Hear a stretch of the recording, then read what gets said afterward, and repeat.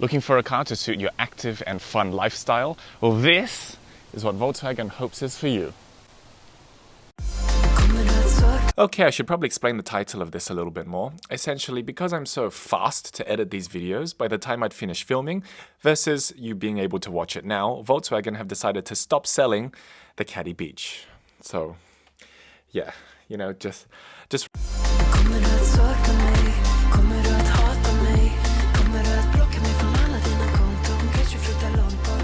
is the 2019 Volkswagen Caddy Beach, and it's a car that VW will hope will continue its success of these micro campers, such as the very popular California. My car is in this violent shade of green, and essentially what this is a Caddy long wheelbase with a bed in the back. That's really the crux of it.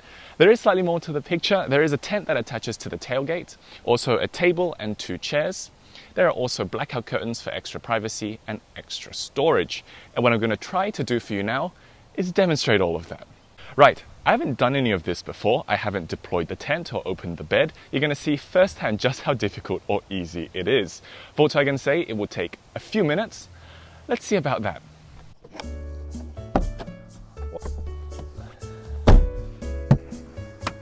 Good. No. Have to remove the headrest.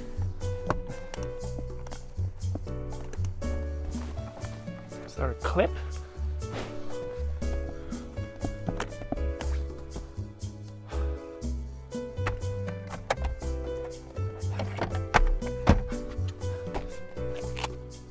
Slide a flat object such as a plastic card between the backrest cover and the caps of the headrest guide pins. Ugh. Oh, yes.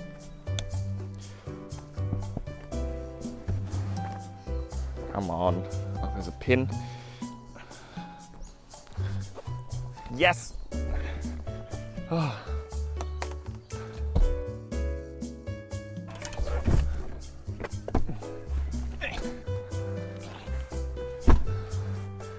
And you have a bed.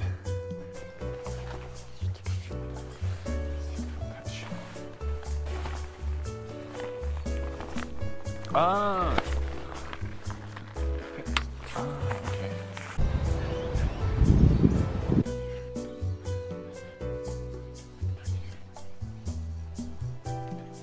Now, obviously, when you're on a campsite, you would put the included tent poles into the grass, but we're on concrete, so we don't have that at the moment. But there you go, a tent and bed in 23 minutes. Now we're inside the car. The cabin is what you would expect from a commercial car turned into a passenger vehicle. So all the plastics are hard. You're not going to find any supple surfaces or leather stitching anywhere, but that means it should be very durable and easy to wipe down, which suits the characteristics and the lifestyle of the people who buy this car. It's in typical VW fashion, everything is screwed together very well. There's no bits lying around anywhere, and all the panel gaps are nice and tight. Nothing too fancy in the cabin. It's more reminiscent of the older models in the VW range, but most of the time everything is where you would expect it, except for this here. These should be swapped. There's no reason why the air conditioning should be placed so high and the screen so low. It requires you to take your eyes off a significant distance off the road in order to see the different menus. This being a Caddy, overhead there's a huge storage compartment where you can store loose items. And a neat feature, on the 12-volt power outlet, it looks like a standard cigarette lighter, but if you twist it, it's actually a torch and it recharges directly in the 12-volt port. Neat feature. In the back seats, now for new viewers, I'm 6'3" or 190 centimeters tall, and this being a van, headroom is not an issue whatsoever. Although legroom is a bit tight, this being a long wheelbase version, it doesn't actually translate into more legroom for rear seat passengers. No one will be able to sit behind me in my driving position, and I've had to scooch the passenger seat quite far forward in order to sit comfortably. Toe room and foot room is good because the front seats are elevated. And in the back, we've got rear air vents along with a 12-volt power port, although no USB ports. These tables I'm sure kids would love with inbuilt drink bottle holders. There are also these drive-through style sliding windows, and they actually come with grills. So if you're sleeping, you can install the grill, which will allow fresh air to come into the car whilst keeping the insects out. 2 ISOFIX mounting points on each of the outboard seats, and the seats themselves are wide enough that 3 people should be able to sit side by side quite comfortably. Okay, chode test time. So we've got our thick 1 litre Gatorade bottle. Let's see if it fits anywhere inside the cabin. So we'll start with the door card. Yes, easy. Probably even get 2 in there if you wanted. In the center cup holders, no. Center console, I'm not going to even try that. And the glove box, yes. So that's 2 out of 4. Scrapes by with a pass. But the best part about the entire back seat is, look at that. Nothing turns me on more than a well-designed cup holder. Now we're on the road, I want to start with this engine.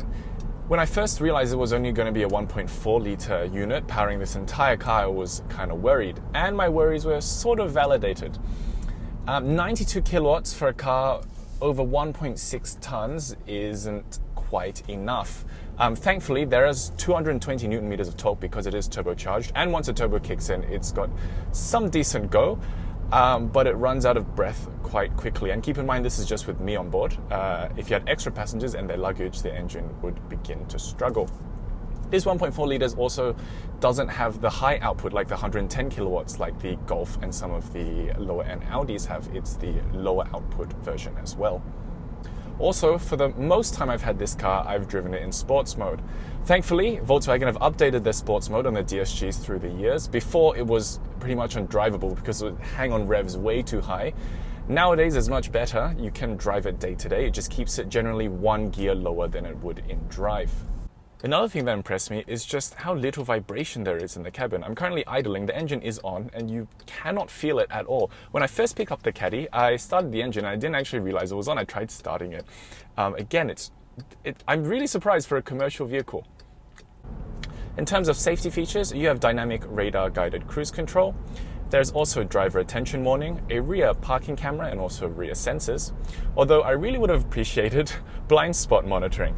You can see behind me that my blind spot is taken up by those storage bags. So every time I try to turn left or change into a left lane, I kind of have to just hope no one's there and then go over very slowly.